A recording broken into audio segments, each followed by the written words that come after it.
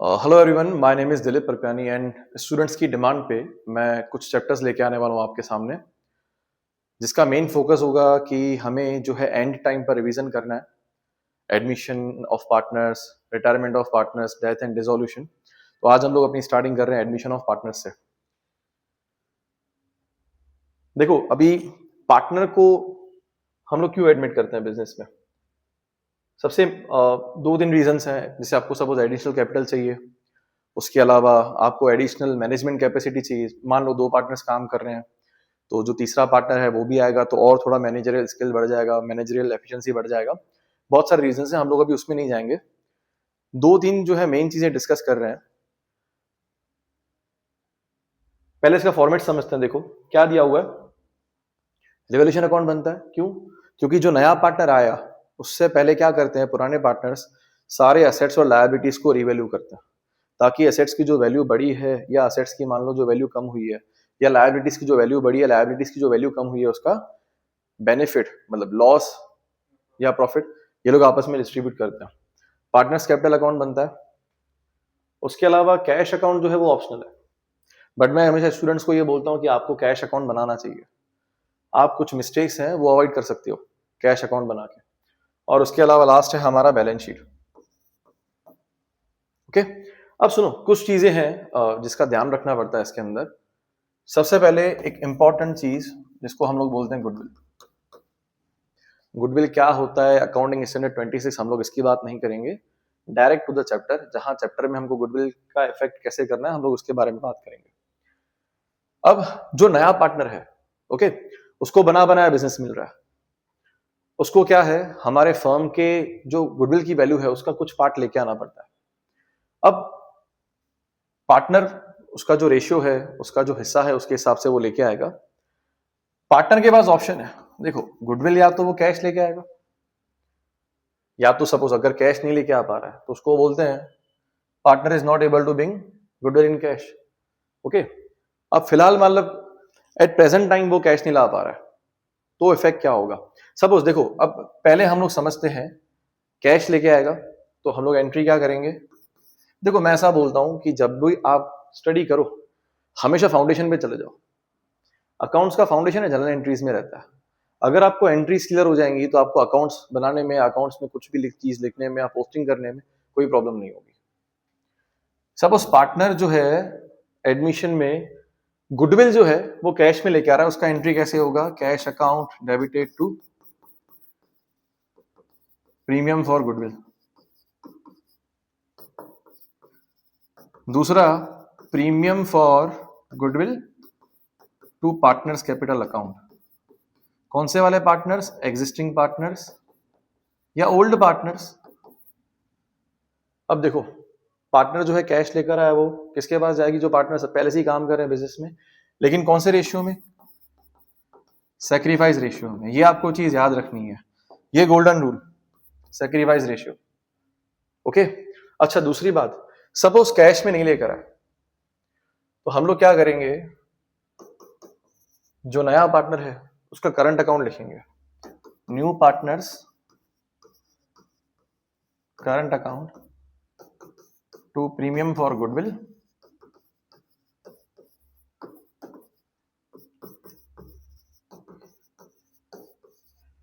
Premium for goodwill to old partners capital account.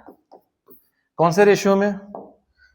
Compulsory sacrifice ratio में। अब एक बात और, ये कहां लिखेंगे हम लोग? जो नया पार्टनर का करंट अकाउंट है ये हम लोग लिखेंगे बैलेंस शीट में। कहां पे? असेट्स में। इसका मतलब जानते हो क्या है? इसका मतलब कि जो नया पार्टनर है अभी वो कैश नहीं ला पा रहा, लेकिन फ्यूचर में वो बिजनेस के अंदर लेकर आएगा, बिजनेस के लिए वो लेकर आएगा। इसलिए हम लोग इसको कहाँ लिखेंगे? बैलेंस शीट में, असेट्स में लिखेंगे। जो भी नया पार्टनर का नाम है, new partner debit, new partner current account.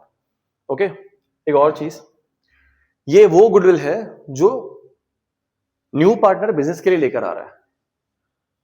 अच्छा, आपके क्वेश्चन में ऊपर बैलेंस शीट के अंदर कभी कभार होता है ऑलरेडी गुडविल लिखी है, जिसको हम लोग बोलते हैं existing goodwill.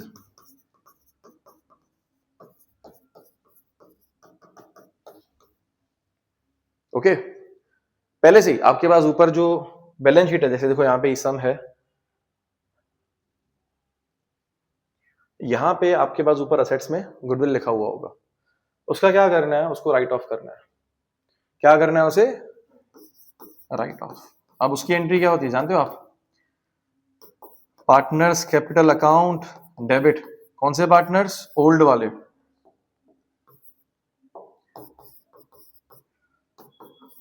To goodwill. Goodwill आपका असेट था, अभी आपने राइट ऑफ कर दिया, मतलब इसकी वैल्यू क्या हो गई? 0। ओके, पार्टनर्स कैपिटल में कौन से रेशियो में? ओल्ड रेशियो में। सिर्फ बेसिक रूल्स पे ध्यान दोगे तो प्रॉब्लम नहीं होगी। एग्जिस्टिंग गुडविल, ओल्ड गुडविल, वो कैसे जाएगी?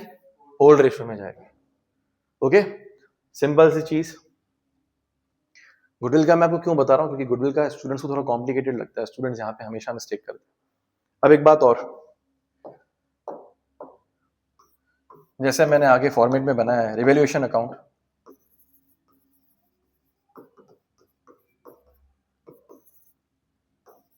अगर बिजनेस को कोई फायदा मिल रहा है, मान लो असेट की कोई वैल्यू बढ़ गई, तो वह यहां क्रेडिट हो जाएगी क्योंकि फायदा मिल रहा है। ओके, अच्छा दूसरी बात, या समझो ऐसा भी हो सकता है वैल्यू बढ़ी है तो कम भी हो सकती है, तो वो क्या हुआ? बिजनेस के लिए एक तरह का लॉस, वो डेबिट साइड आएगा। अच्छा, लायबिलिटीज में अगर लायबिलिटी की वैल्यू बढ़ी है तो बिजनेस के लिए लॉस, वो कहाँ आएगा? Debit side. अगर लायबिलिटी की वैल्यू कम हुई है तो बिजनेस के लिए फायदा, वो कहाँ आएगा? अब जैसे मैंने आपको बोला कि हम लोग हमेशा एंट्रीज को पकड़ेंगे।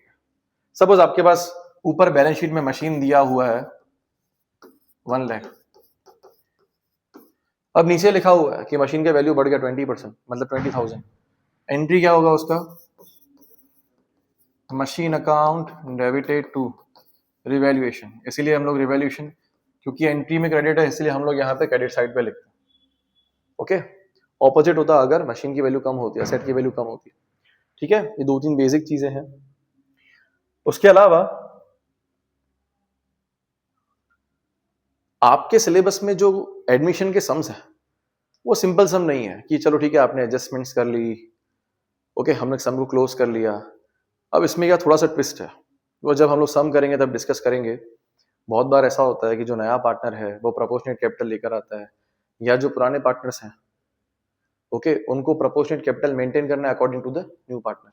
ये मेन सम से जो आ सकता है। उसके अलावा क्या आ सकता है?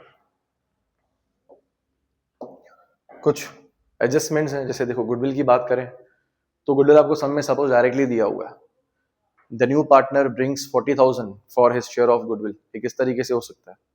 दूसरा, या तो आपको फर्म की पहले गुडविल निकालने के लिए बोलेंगे with the help of chapter number 3 in volume 1 valuation of goodwill, या तो सुपर प्रॉफिट के बेसिस पे बोल सकते हैं पहले निकालो गुडविल, फिर नए पार्टनर का शेयर आएगा, वो इतना लेकर आ रहा है।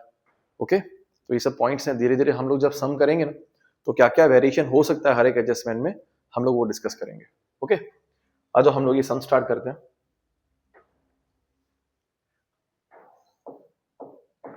क्या बोला हुआ है देखो इस सम के अंदर, ए बी पार्टनर्स हैं, उनका बैलेंस शीट दिया हुआ है 31 मार्च।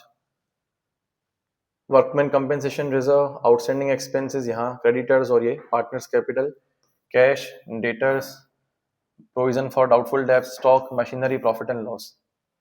अब देखो ये वाला प्रॉफिट एंड लॉस जो असेट साइड लिखा हुआ है ना, ये क्या है? लॉस।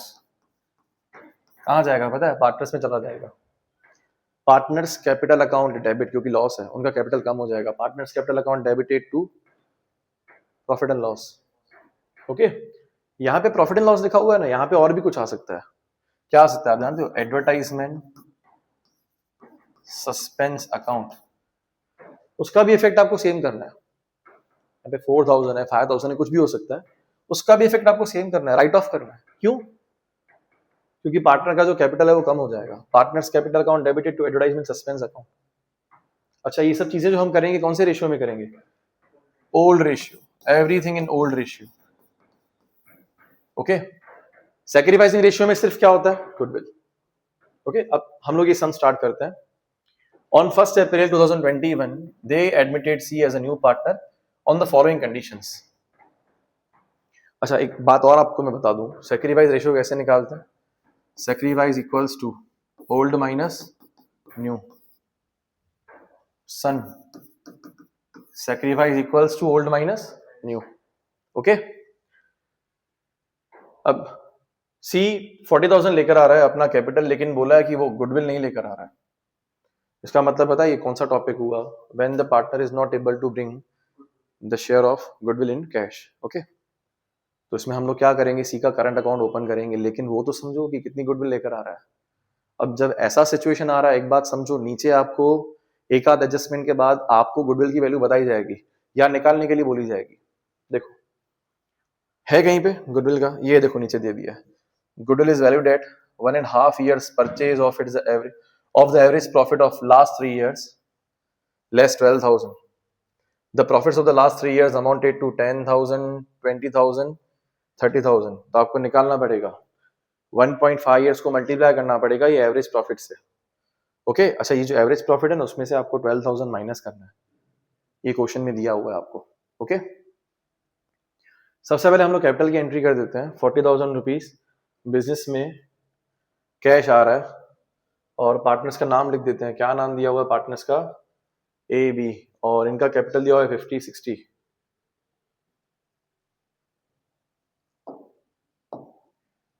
ए B C, debit credit, debit और क्रेडिट लिखना जरूरी है, मिस्टेक हो सकती है, रॉन्ग कर सकते हैं। यहाँ पे मैं पहले ओपनिंग बैलेंस लिखता हूँ। क्या दिया हुआ है हमारा ओपनिंग बैलेंस? 50 और 60।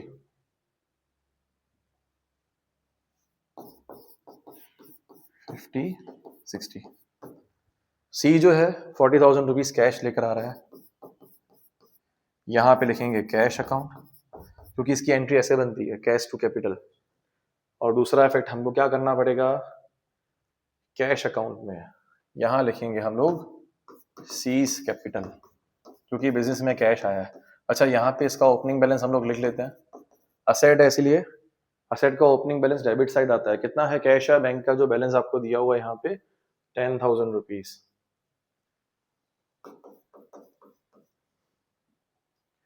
उसके बाद गुडविल का हम लोग लास्ट में कर रहे हैं, इसको करते जा रहे हैं हम लोग पहले, ठीक है। वर्कमैन कंपेंसेशन का क्लेम कितना है? 3,000। अच्छा, आपके पास रिजर्व कितना है? देखो रिजर्व पड़ा है 5,600। 3,000 रुपए क्लेम है। इसका इफेक्ट क्या होगा? देखो मैं इफेक्ट तो कर रहा हूं, लेकिन आपको मैं इसकी एंट्री बता दूं। वर्कमैन कंपेंसेशन रिजर्व कितनी है? 5,600। ओके, टू वर्कमैन क्लेम कितना है? 3,000। बाकी कहाँ चला जाएगा? A capital account to B capital account. कौन से रेशियो में डिफरेंस? 2,600 ओल्ड रेशियो में। क्या है इनका ओल्ड रेशियो?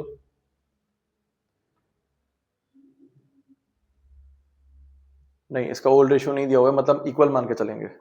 न्यू रेशियो यहाँ पे दिया हुआ है 3:1, ओल्ड रेशियो हम लोग इक्वल मान के चलेंगे। तो 2,600 का हाफ कितना होगा? 1,300 और 1,300। ओके,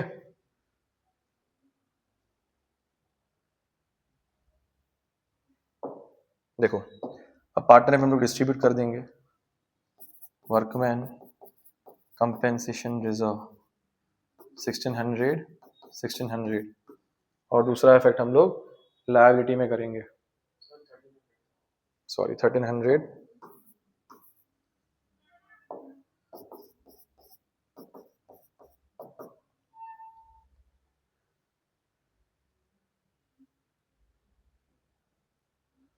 यहाँ लिखेंगे हम लोग वर्कमैन क्लेम लायबिलिटीज में।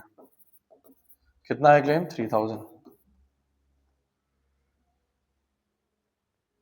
थोड़ा चेंज करते हैं। सपोज कर लो यहाँ पे क्लेम होता 6,000 रुपीज, तो क्या होता?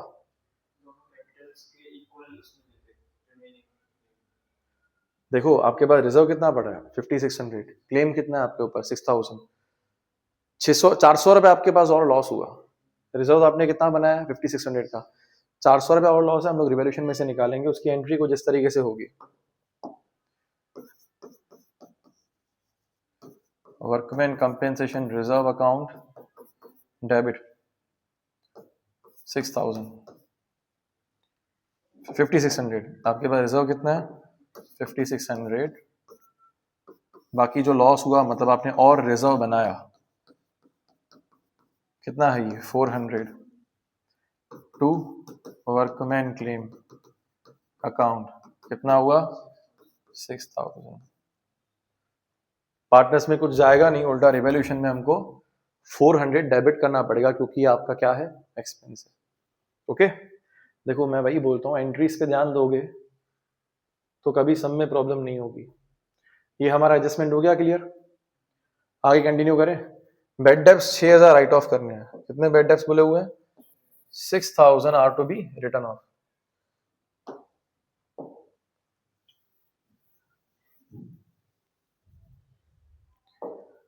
आपके पास बेड डेब्ट्स कितने हैं 80,000, सॉरी डेटर्स कितने 80,000, आपके पास रिजर्व कितना है 4,000। अब सुनो मैं इसमें आपको आसान तरीका बता रहा हूं, जब भी ऐसा कुछ डेटा से कनेक्टेड है, मतलब बेड डेब्ट्स के बारे में दिया हुआ है और ऊपर आपको डेटर भी दिया और बेड डेब रिजर्व भी दिया है, एक उसका आसान तरीका है। देखो क्या करने का, वर्किंग नोट में लिख दो, ये आपका डेटर, ये आपका bad debt reserve provision for doubtful debts, कितना दिया हुआ है आपको इस सम में 80,000 4,000, ये हमने लिख दिया 80,000 4,000। बेड डेब कितना हुआ आपका 6,000, 6,000 आपका बेड डेब। आपने रिजर्व भी तो बना के रखा है, उसमें से भी माइनस करेंगे। रिजर्व हम लोग क्यों बनाते कि कोई पैसे खा जाए तो हम लोग रिजर्व का इस्तेमाल कर पाए। ओके अब सुनो कितना रिमेनिंग डेटर रहा आपके पास 74 और ये चला गया -2000। क्या दिया हुआ है देखो एडजस्टमेंट के अंदर,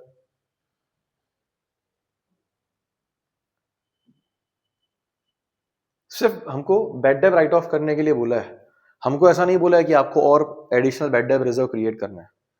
सिंपली ये हमारा फिनिश हुआ यहाँ पे ये एडजस्टमेंट। 74,000 हमारा कहाँ रहेगा डेटर में, 2,000 रुपीज स्टिल हम लोग लॉस में। अगर मेरे पास सपोज यहाँ पे रिजर्व 6,000 होता तो क्या होता पता है, ये 6,000 में से 6,000 माइनस हो जाता देन 0 होता, मैं रिवॉल्यूशन में कुछ नहीं लिखता। लेकिन अभी यहाँ पे मेरा लॉस है 2,000 रुपीज, मुझे रिवॉल्यूशन में रिकॉर्ड करना पड़ेगा, तो यहाँ पे मैं रिवॉल्यूशन में लिख रहा हूँ bed debt reserve debit side क्योंकि लॉस है इसके लिए। ओके और बैलेंस शीट में यहां लिखूंगा मैं डेटर्स, कितने डेटर्स 80,000, ओके माइनस बेड डेब 6,000, ये बाहर हमारा डेटर कितना हुआ 74। ठीक है डेटर्स हमारे कम हो गया।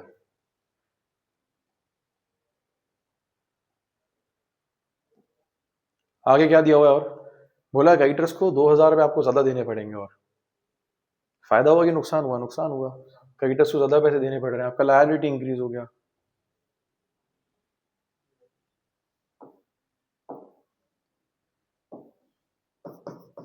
यहां लिख देंगे क्रेडिटर्स अकाउंट 2,000, बैलेंस शीट में भी इसका इफेक्ट करना पड़ेगा। क्रेडिटर्स कितने हैं हमारे पास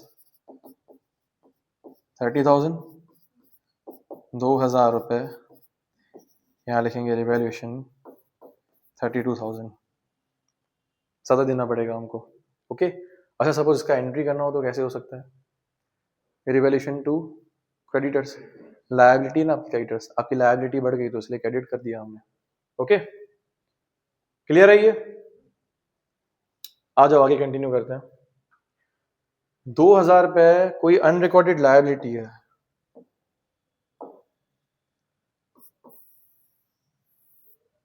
$2,000 be provided for an unrecorded liability for damages।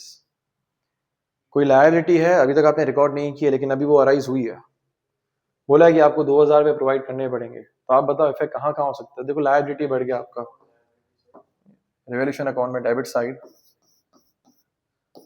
Unrecorded liability, आप चाहो तो ब्रैकेट में डैमेजेस वगैरह जो भी चाहो लिख सकते हो, और दूसरा अनरिकॉर्डेड लायबिलिटी फॉर डैमेजेस, मैं शॉर्ट में लिख रहा हूँ अनरिकॉर्डेड लायबिलिटी, कितना है 2000। ओके, आउटस्टैंडिंग एक्सपेंस आपको कम करने हैं। ऊपर कितना लिखा हुआ है 3000, यहां कितना लिखा हुआ है 1200 रुपए। ऊपर लिखा हुआ है यहाँ पे 3000 और यहाँ पे कितना दिया हुआ है 1200 रुपए। आपको क्या करना है, आउटस्टैंडिंग एक्सपेंसेस को नीचे लेके आना है, मतलब आपके आउटस्टैंडिंग एक्सपेंस कम हो गए, आपका जो लायबिलिटी है वो कम हो गया। ऊपर आपका लायबिलिटी 3000 दिख रहा है, बोला है कितना हो गया 1200 हो गया, कितना कम हुआ, लायबिलिटी कम हुआ तो आपका फायदा है। रिवॉल्यूशन में क्या करेंगे हम लोग, क्रेडिट साइड, आउटस्टैंडिंग एक्सपेंसेस 1800 हमने कम किया। यहां बैलेंस शीट में कितना लिखेंगे, आउटस्टैंडिंग एक्सपेंसेस 1200। उसके बाद क्या दिया हुआ है, Shikha an old customer whose account was written off as bad debts has promised to pay 2500 in settlement of her dues। शिखा नाम की हमारी कोई डेटर है, उसका अकाउंट हमने राइट ऑफ कर दिया है, जीरो कर दिया है, बैड डेब्ट्स लिख के पास्ट में लॉस लिख के खत्म कर दिया है। अब वो हमें 2500 देगी, फायदा तो है लेकिन उसकी एंट्री क्या होगी, cash account debited to bad debt recovered, ये एंट्री रहेगी। मोस्ट इंपॉर्टेंट एंट्री एडजस्टमेंट में जिसमें स्टूडेंट्स मिस्टेक करते हैं, बैड डेब रिकवर्ड।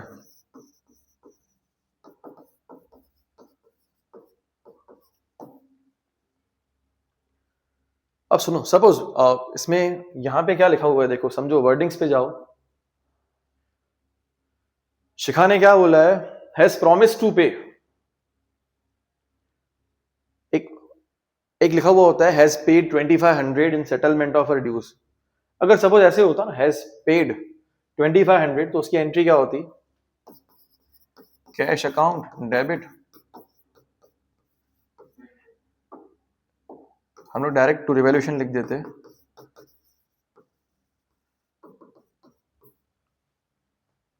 ओके,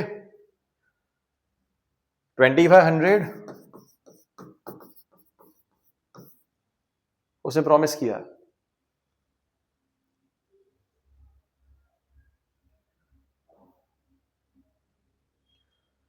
एक तो 2500 हम लोग कैश अकाउंट में लिखेंगे,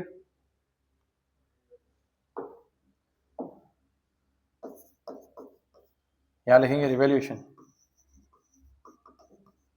ब्रैकेट में आप लिख सकते हो बैड डेब्ट रिकवर्ड। दूसरा इफेक्ट,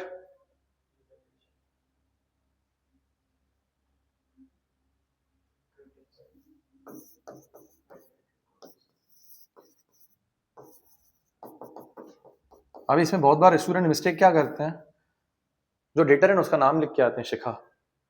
एक बात समझो, हमने जो शिखा का अकाउंट है वो पास में ऑलरेडी राइट ऑफ कर दिया है, फिर से उसका नाम नहीं आएगा। हमने जब उसको गुड्स बेचे होंगे तब हमें लिखा होगा शिखा टू सेल्स। ओके, फिर उसने समझो हमको पैसे नहीं दिए, हमने लिखा होगा बैड डेब्ट टू शिखा, अकाउंट क्लोज। अब फिर से हमको अकाउंट ओपन करने की कोई नीड नहीं है।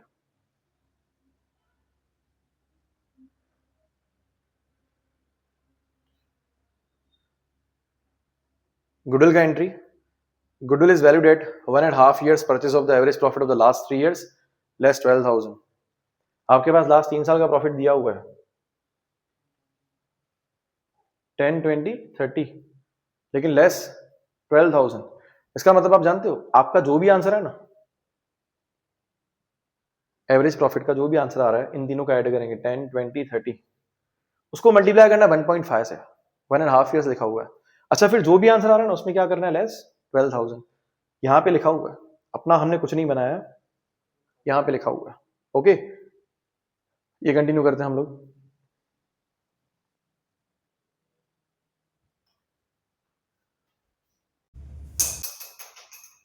अब देखो यहाँ पे पहले एवरेज प्रॉफिट निकालेंगे 10, 20, 30।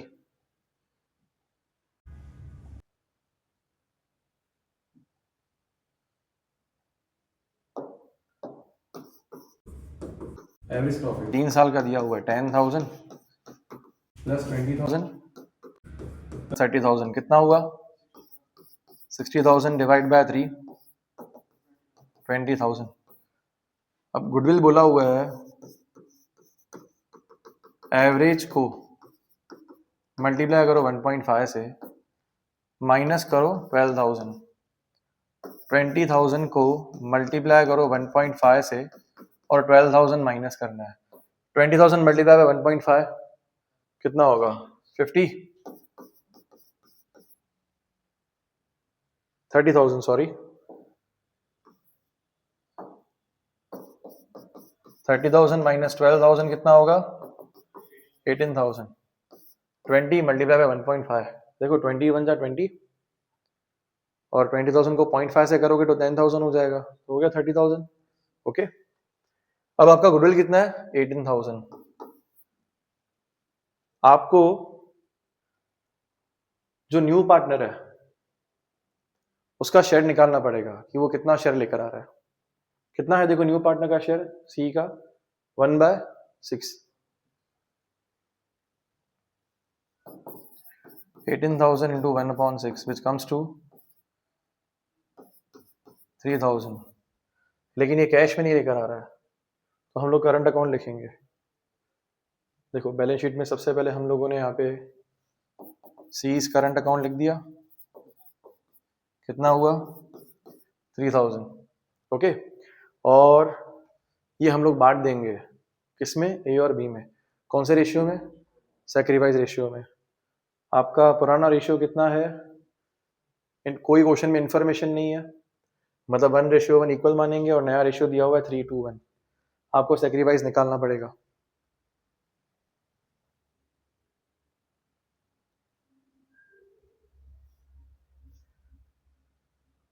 Old ratio A and B का 1:1,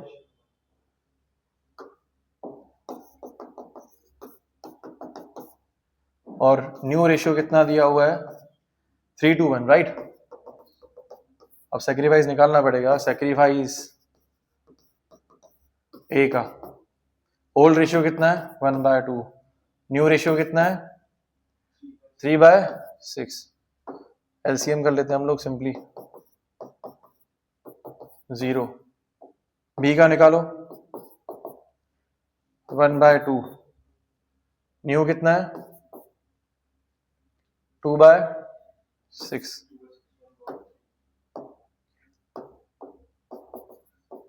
एलसीएम कर दिया, ये कितना आ रहा है? 1/6।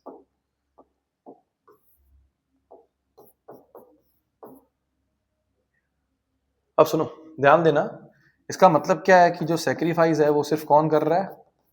बी कर रहा है। इसलिए जो पूरे 3,000 रुपए ना बी के पास जाएंगे, तो हम लोग ये 3,000 की एंट्री 20 कैपिटल में करेंगे। यहाँ पे यहाँ लिखेंगे हम लोग प्रीमियम फॉर गुडविल।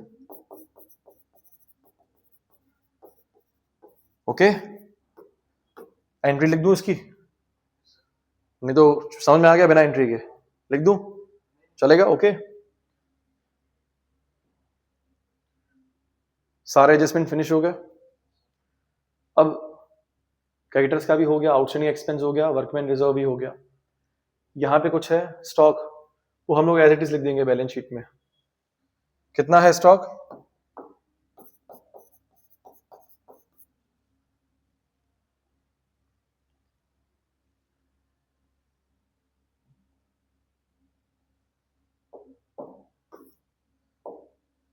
कितना दिया हुआ है स्टॉक? 20,000। ये हमने स्टॉक लिख दिया यहाँ पे 20,000। और कुछ है क्या? मशीनरी लिख देंगे सेम टू सेम 38,600।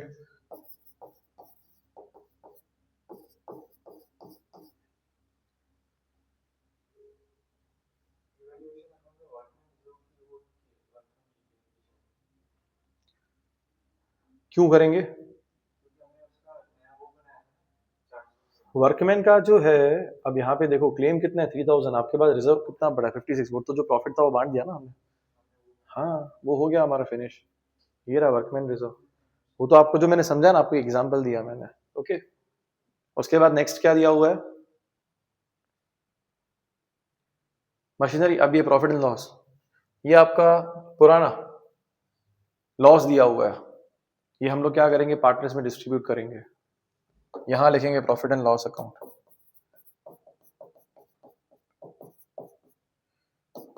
पर्टिकुलर्स। है कितना वैसे प्रॉफिट एंड लॉस? 4000, डिस्ट्रीब्यूट कर दो इक्वली, ओल्ड रेशियो में, ओके, सिर्फ गुडविल न्यू रेशियो में उसमें आता है, सॉरी सेक्रीफाइस रेशियो में, ठीक है। अब कुछ रहा पेंडिंग? नहीं, हो गया सारा फिनिश। अब सिंपली हम लोग इसे क्लोज करेंगे। देखो रिवैल्यूएशन में प्रॉफिट है कि लॉस है, पहले वो चेक करते हैं। 2000 2000 2000 6000,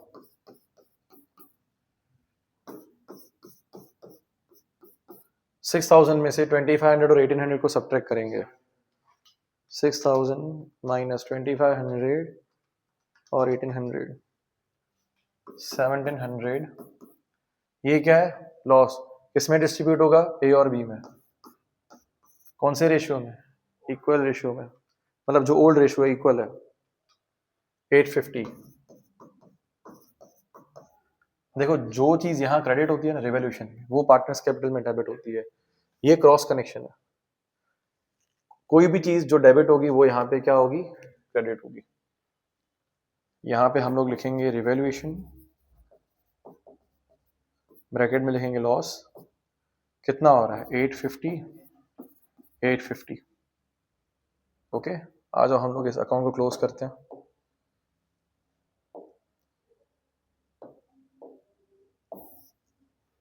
$50,000 और 1300 कितना होगा, 51,300, 51,300। डिफरेंस निकालो कितना आ रहा है,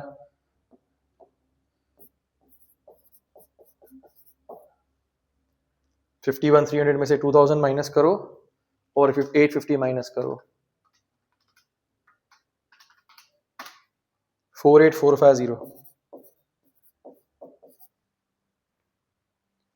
60,000 और 3000, 63,000, 64,300।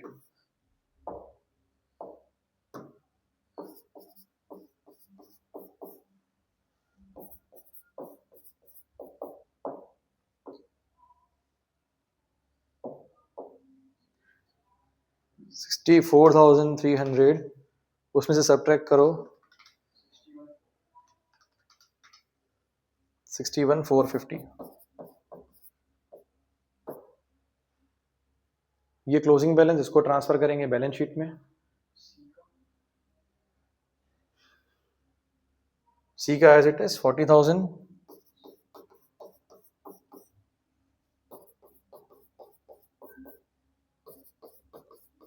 ओके।